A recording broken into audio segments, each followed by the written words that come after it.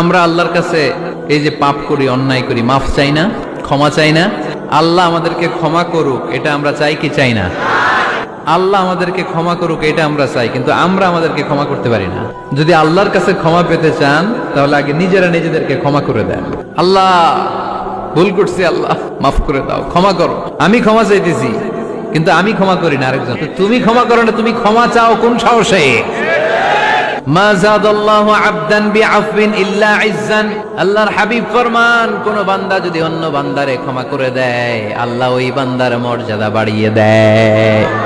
ওয়া ইন তা'ফু ওয়া তাসফাহু ওয়া তাগফিরু ফাইন্নাল্লাহা গফুরুর রহিম। তুমি যদি অন্যরে মাফ করে দাও, তুমি যদি অন্যের ভুল ক্ষমা করে দাও, তোমার ভুলগুলো ক্ষমা করে দিবে কে?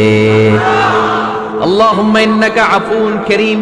কদরের রাত্রে আমরা পড়ি, আল্লাহ তুমি ক্ষমাশীল, তুহিব্বুল আফওয়া, ক্ষমা করাকে তুমি ভালোবাসো। ফাআফু আন্নী, আল্লাহ তুমি আমারে ক্ষমা করে দাও। আল্লাহর ক্ষমার জন্য দিনরাত চোখের পানি ছেড়ে আমরা কাঁদি, কিন্তু অন্যরে ক্ষমা করতে চাই না। কথাটা বুঝতে পারছেন? আমরা আল্লাহর ক্ষমা চাই, কিন্তু আমরা আমাদেরকে ক্ষমা পেতে হলে আগে ক্ষমা পেতে হলে আগে ক্ষমা